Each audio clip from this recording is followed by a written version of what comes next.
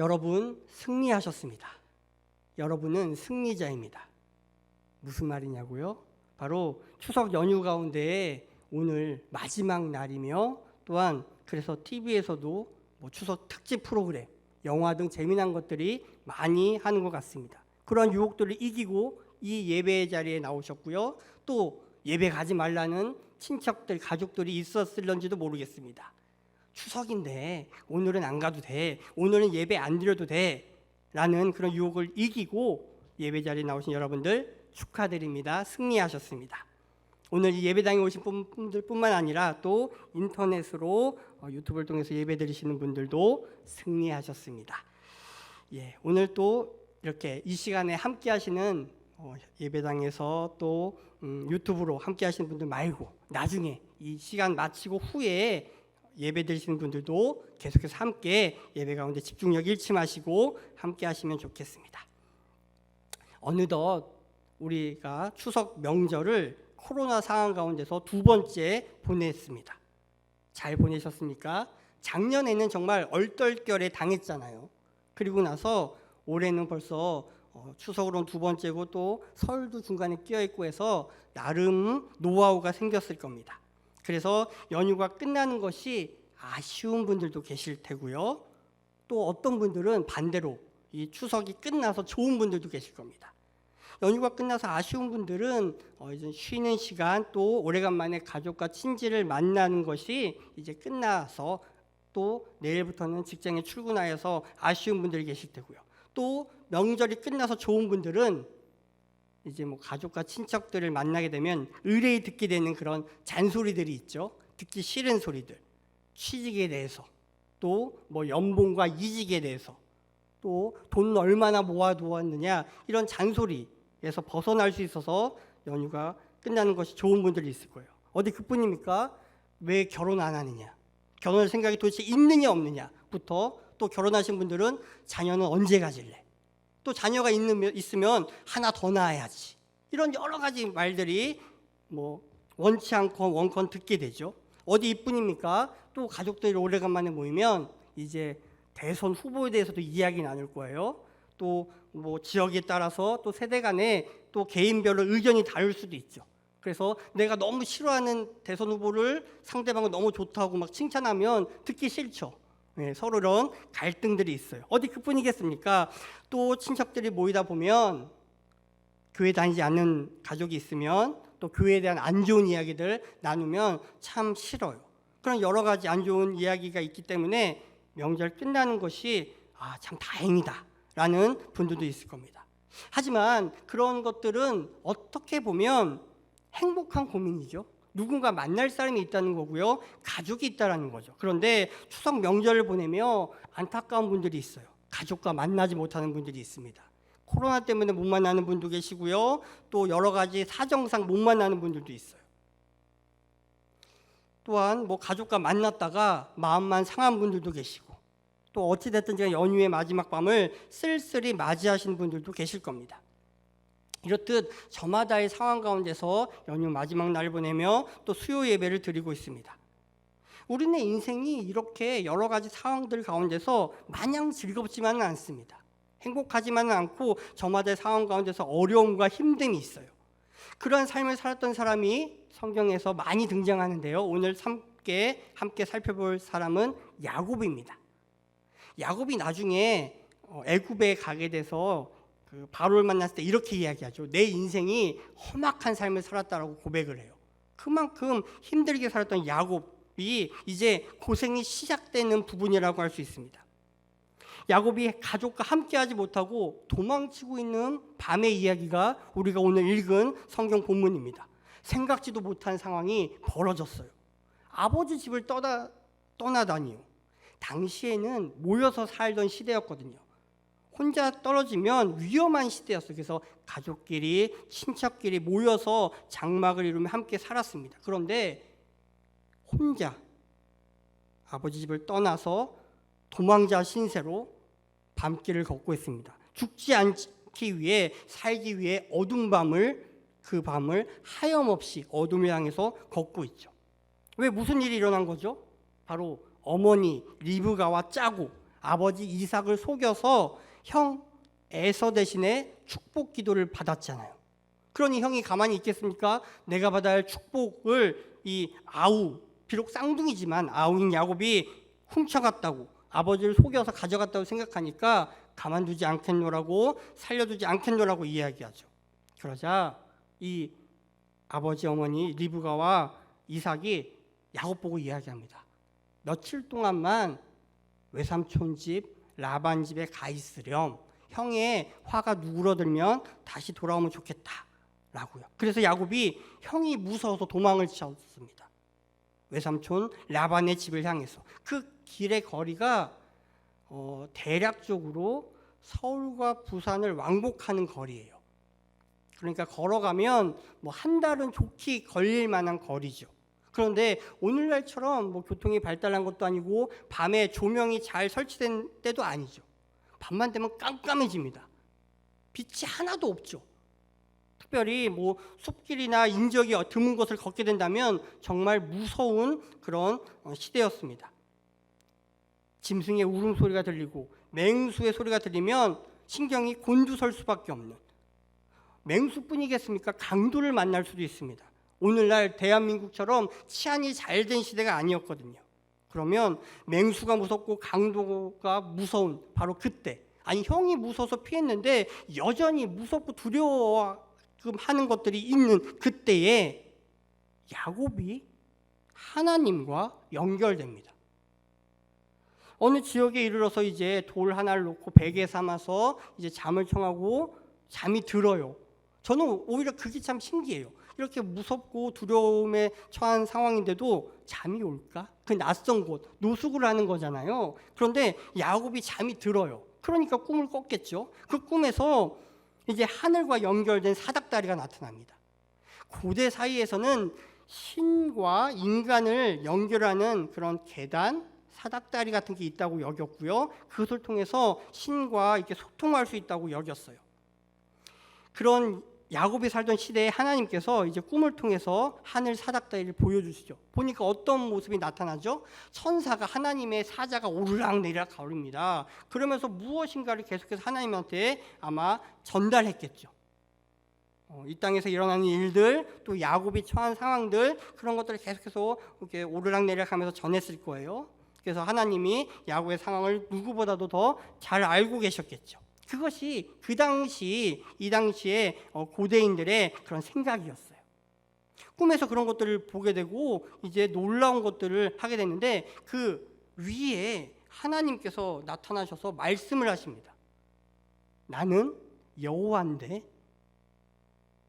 조부 아브라함의 하나님 여호와였고 이삭의 하나님이었다라고 말씀하시죠. 야곱이 어렸을 때부터 귀에 못이 박히도록 들었던 그 여호와 하나님이에요. 아브라함에게 나타나서 말씀하셨고 그 아버지 이삭을 그 제단에서 칼날이 내려치기 전에 아브라함아 아브라함아 급하게 불러서 살려주셨던 그 놀라운 이야기들의 그 하나님을 야곱이 만나게 됩니다. 사실 이 밤이 오기 전까지 야곱은 많은 사람들이 생각하기에 그저 장막에서 머물며 어머니 영향 아래 있던 사람으로 여겨졌습니다. 그 쌍둥이 형 에서가 들로 야외로 나가서 짐승을 잡고 사냥을 해오고 남자답고 그렇게 아버지 이삭의 사랑을 받았던 반면에 야곱은 좀 더 연약한 존재로 많이 인식하고 있죠. 그런 야곱이 형이 무서워 도망친 그 밤에 하나님을 이제 경험하게 됩니다. 놀라운 체험을 하게 되고 그 하나님이 자신에서 소개해 주면서 또한 하나님의 언약을 재확인시켜 줍니다.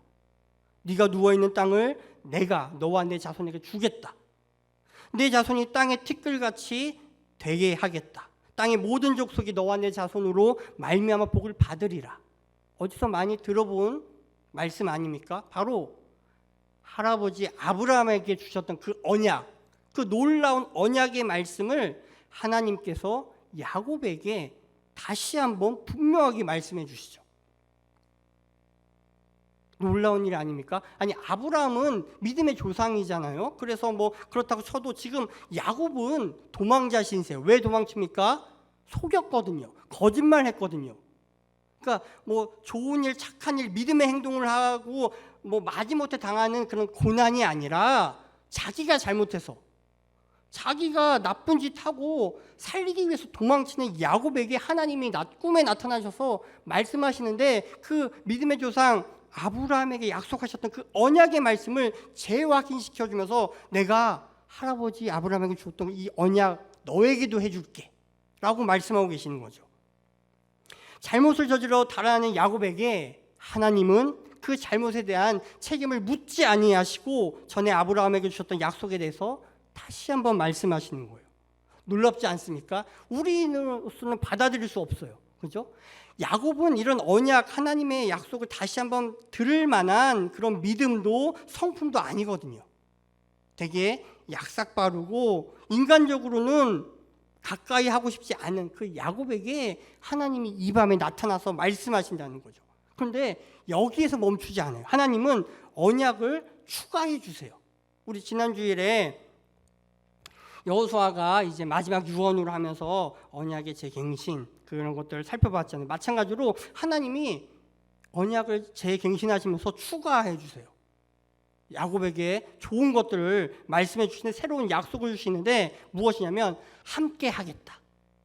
지금 야곱에게 가장 필요한 말씀이고 약속이죠. 왜냐하면 사실 땅 주겠다라는 약속, 아브라함에게 주었던, 그리고 네 자손이 땅의 틀같이 되게 하겠다, 그리고 뭐 너와 내 자손을 말미암아 복을 받으리라, 이런 것들은 지금 당장의 야곱에게는 크게 와닿지 않을 거예요. 물론 굉장히 좋은 복에 대한 약속이지만 도망자 신세인 혈혈단신 그 외로운 밤에 잠든 야곱에게는 크게 와닿지 않을지도 몰라요. 그러니까 하나님께서 지금 야곱에게 바로바로 와닿는 약속을 해주시는데 바로 함께 하겠다는 거죠. 그 형이 무서워서 피한 야곱에게, 그 사나운 맹수와 또 강도들이 두려운 야곱에게 너 혼자가 아니야. 이 밤에 네가 혼자 있는 게 아니라 또 앞으로 그 머나먼 길을 갈 때 혼자 있는 것이 아니라 내가 너와 함께 하겠다. 아브라함과 이삭에게 나타나시고 함께 하셨던 그 하나님, 놀라우신 여호와가 함께 할 테니까 걱정하지 않아도 되라고 말씀해 주시는 거죠. 그러면서 지켜주겠다라고 말씀하세요. 함께 할 뿐만 아니라 여러 무서움과 두려움에서부터 지켜주겠다라고 말씀하시죠. 얼마나 든든하겠어요. 야, 내가 혼자가 아니구나. 이제 하나님이 함께 하시니 여호와 하나님을 내가 믿고 나아갈 수 있겠구나 라고요. 그리고 약속은 여기서 멈추지 않죠. 더욱 이어지는데요. 내가 너를 이끌어서 돌아오게 하겠다. 지금 도망자 신세란 말이죠. 물론 야곱은 생각했을 거예요. 아, 며칠 동안 피해 있다가 돌아와야지. 뭐 가는 데만 해도 뭐 한 달 정도 걸릴 테니까 뭐 몇 달 지나고 하면 그래도 몇 달 후면 내가 돌아올 텐데, 그래도 사실 불확실하잖아요. 왜냐하면 돌아온다는 가정은 형 에서의 분노가 풀렸다라는 소식이 들려야 되거든요. 그러니까 이게 빨리 풀려야 되고, 또 가는 길도 하나님께서 함께 하시고 지켜주셔서 무사히 갔다가 거기서 잘 지내다가 외삼촌 라반 집에서 다시 돌아오는 것, 그 모든 것까지 하나님이 이끌어 돌아오게 하시겠다라는 약속이 이 막막하고 불안한 야곱에게는 큰 위로로 다가왔을 거예요. 그러니까 함께 하심과 지키심이 두려움에 던 야곱에게 위로가 되었다면 이끌어 돌아오게 하겠다라는 이 약속은 불안한 야곱, 막연한 불안함에 있는 야곱에게 큰 위로의 말씀이 되는 거죠. 그래서 하나님이 다시 한번 분명하게 말씀하십니다. 떠나지 않겠다라고요.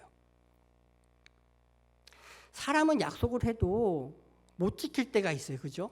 마음이 변해서 약속을 안 지키거나 지키고 싶지만 뭐 능력과 환경이 안 돼서 못 지킬 수가 있어요. 그런데 여호와 하나님은 약속하시면 반드시 지키시는 분이시거든요. 신실하신 그 하나님이 그 할아버지 아브라함에게 하셨던 그 약속을 다시 한번 말씀하실 뿐만 아니라 이 야곱에게 새로운 약속을 더해 주시죠.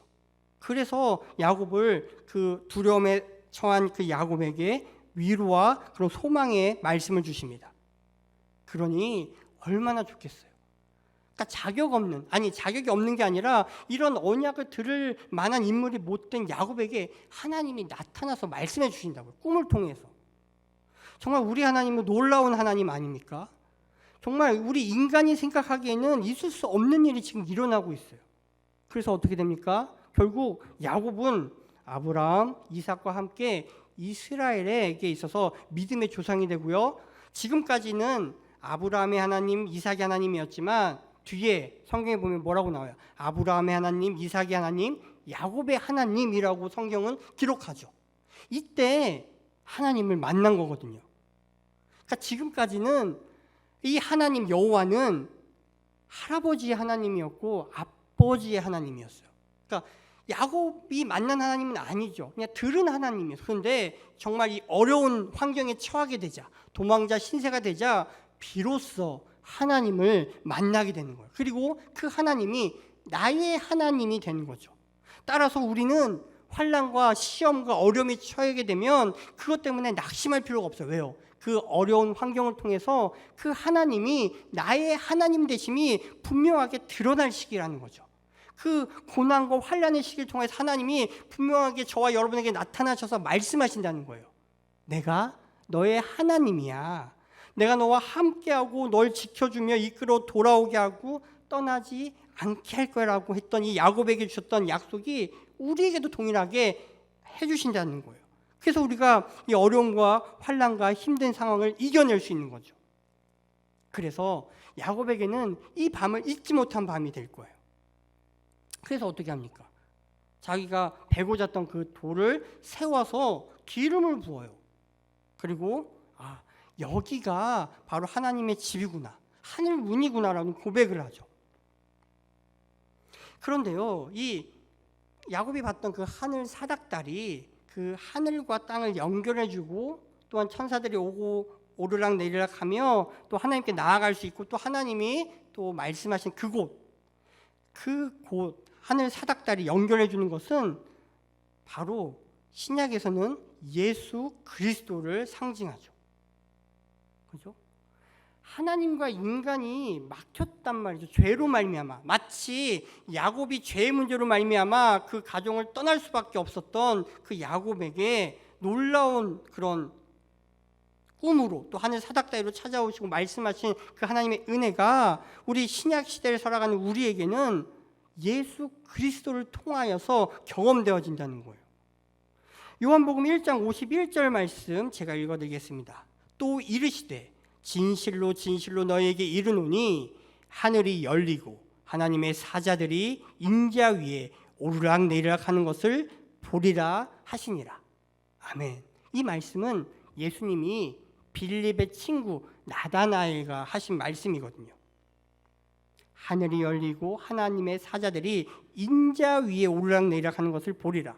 그러니까 지금 예수님이 이 야곱의 이야기를 배경으로 나다나엘과 빌립에게 말씀하시는 거죠. 그 하늘, 야곱에게 연결되었던 그 하늘 사닥다리가 바로 나야. 죄로 인해서 막혔고 끊겼던 그 하나님과 인간을 연결하는 것이 바로 인자, 곧 사람의 아들 예수 나란 말이야 라고 말씀하시는 거죠. 저와 여러분 가운데 이러한 예수 그리스도를 믿음으로 고백함이 얼마나 큰 복인지 몰라요. 이 야곱에게 있어서 이 모든 일이 있었던 것은 바로 하늘 사닥다리가 연결되었기 때문이거든요. 그래서 하나님이 말씀하시게 되었고 그 말씀을 들을 수 있게 됐고 그것으로 말미암아 그가 심령과 그 모든 것이 새로워질 뿐만 아니라 존재가 변화되기 시작해요.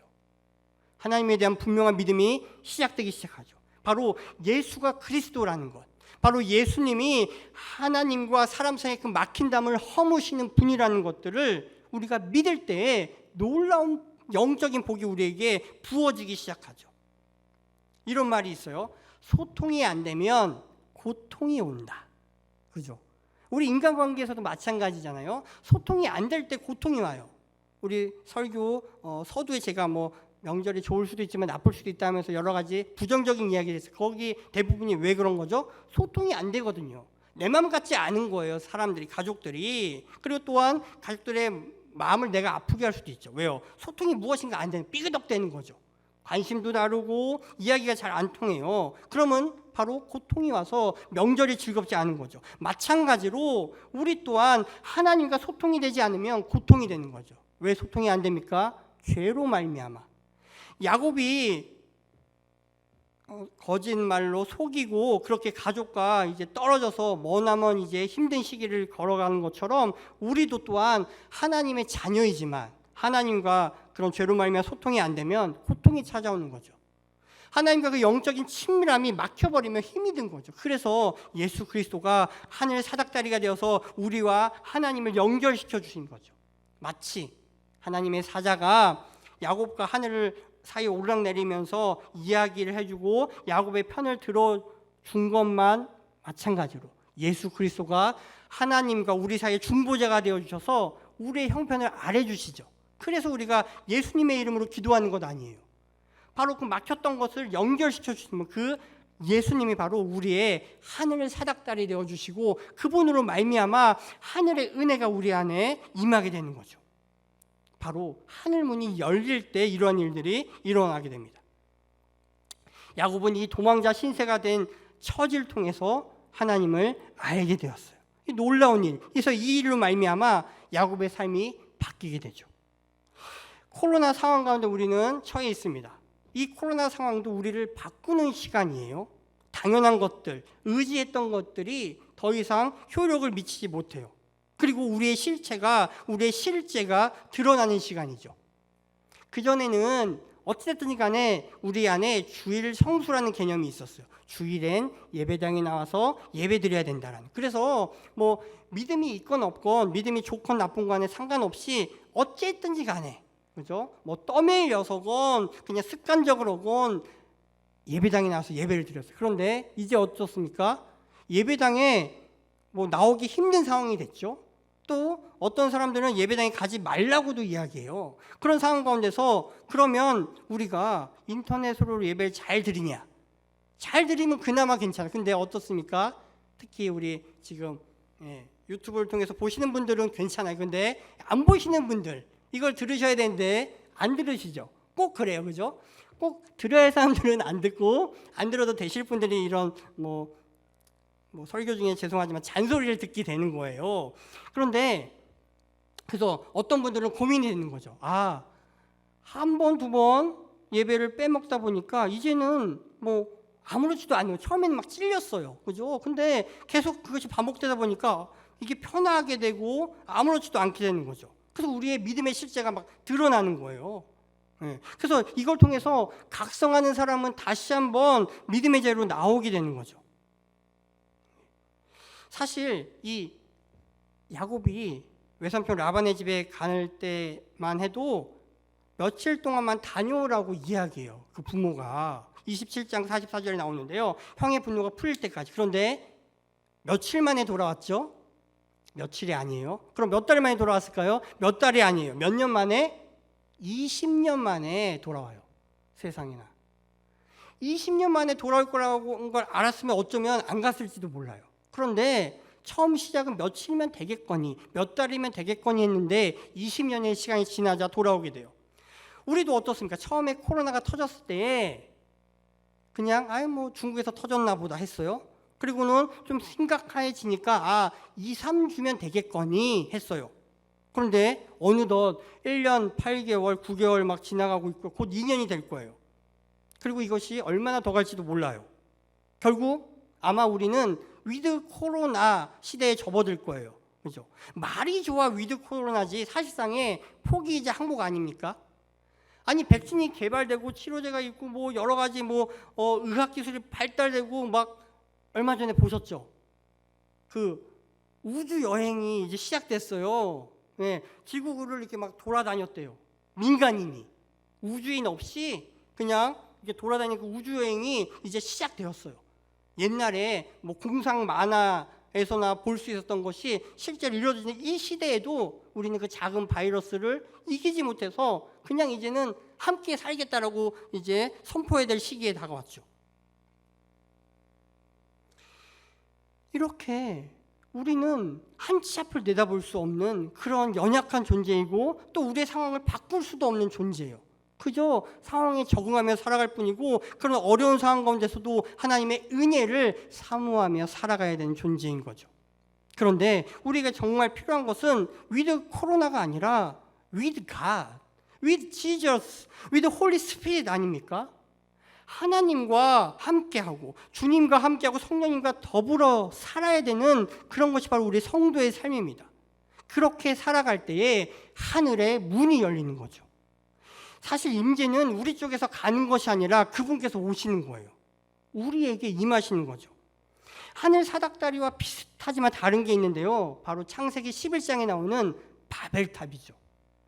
바벨탑은 무엇을 상징합니까? 바로 인간의 지식과 노력으로 하늘에 닿으려고 했던 걸 상징하죠. 그래서 자신의 이름을 내려고 했던 것. 우리가 이만큼 뛰어나 하나님과도 거의 맞먹을 정도의 우리가 수준되었어라고 했던 그 인간의 교만함이 그런 완악함 가운데 쌓았던 것이 바벨탑인데요. 하나님이 그걸 무너뜨리시죠. 언어를 다르게 만드셔서 그것도 인간의 그런 계획이 수포로 돌아가게 만들어요. 그러니까 우리가 하나님께 무엇인가를 하려고 한다고 해서 가능한 것이 아니라 하나님의 은혜로 하나님이 우리와 함께 해주셔야 가능한 거죠. 하늘 사닥다리는 야곱이 무엇인가 잘해서 세워진 것이 아니죠. 하나님의 은혜 아래에서 하나님이 야곱을 긍휼히 여기시고 또한 무엇보다도 하나님의 그 원대하신 뜻, 하나님의 섭리 아래서 그 뱃속에서부터 하나님이 택정하여서 야곱을 택하셨잖아요. 그 섭리 안에서 이루어졌단 말이죠. 마찬가지로 우리 또한 하나님의 은혜 안에서 놀라운 복들을 받아 누릴 수 있게 돼요. 그래서 우리가 인간적인 노력으로 하나님께 나아갈 수 있는 것이 아니라 하나님이 우리에게 내려오시는 은혜가 있어야 되죠. 그래서 하나님이 이 땅에 내려오셨죠. 인간의 육신을 입고 예수 그리스도가 이 땅에 오셨어요. 이것이 바로 임재의 그런 아주 중요한 부분이죠. 그 예수님이 이 땅 가운데 오셨을 뿐만 아니라 예수의 영, 하나님의 영이신 성령님이 우리 가운데 임재해 계신다는 거죠. 이것이 중요합니다. 그리고 이것이 우리에게 필요한 것이죠. 홀로 외로워 있는 사람, 또 두려움에 사로잡혀 있는 사람, 죄 가운데 있는 사람, 그 누구라도 상관없이 상한 심령으로 주님께 나와 주님의 처분만을 바라보며 주님의 이름을 부르며 주님을 기다리는 모든 이들에게 하나님께서 하늘 문을 여시고 그 한 사람을 주목하여 보시는 거죠. 야곱의 마음이 어땠을까요? 그 정말 이루 말로 할 수 없는 그 마음을 아시고 하나님께서 하늘 문을 여시고 하늘 사닥다리를 통하여서 천사들을 보내셨다가 얘기를 듣고 비로소 본인이 직접 말씀해 주신다는 거죠.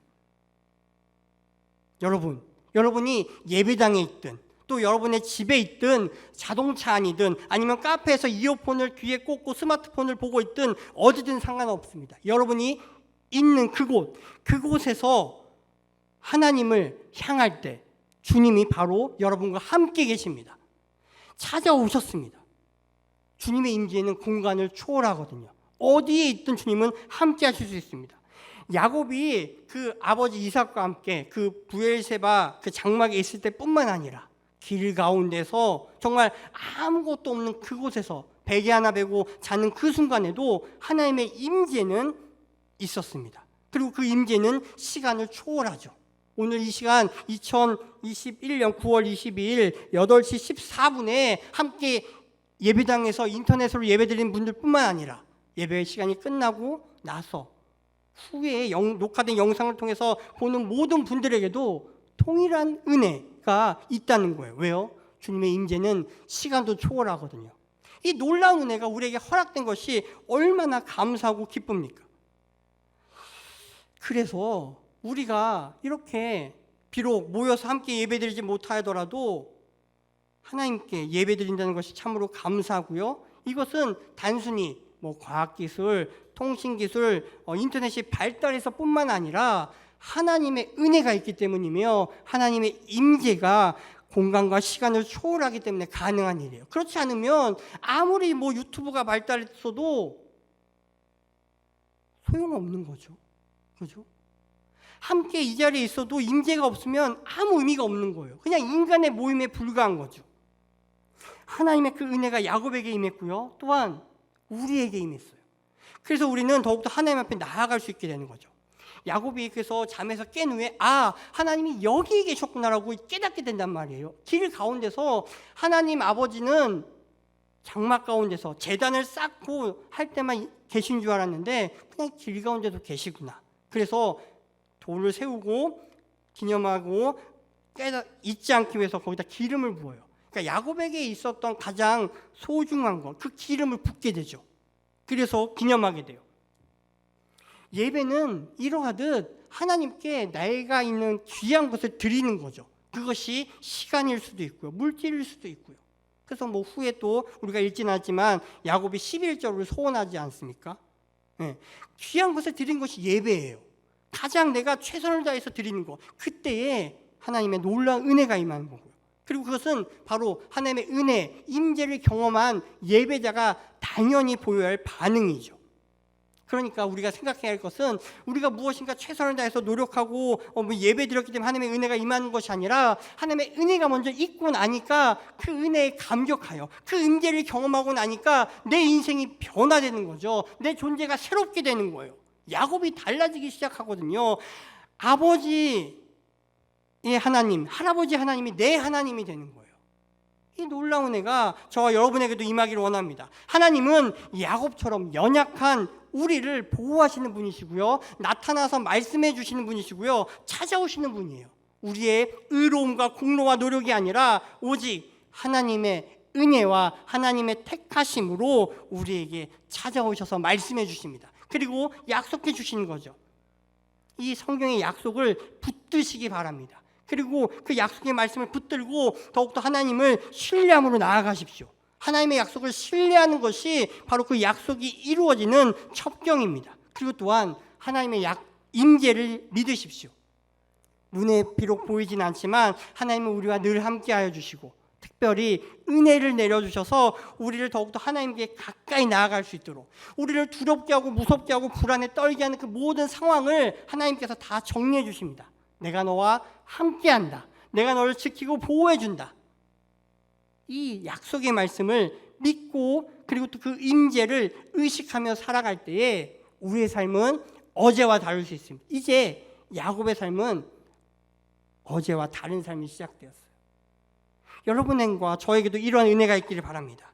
그래야 해서 우리가 하나님의 임재 안에, 그 하나님의 부르심과 하나님의 은혜 안에 머물 때에 놀라운 일들이 일어나게 되는 거죠. 그때 하나님의 그 함께 하심으로 말미암아 승리하는 저와 여러분 되기를 간절히 소원합니다.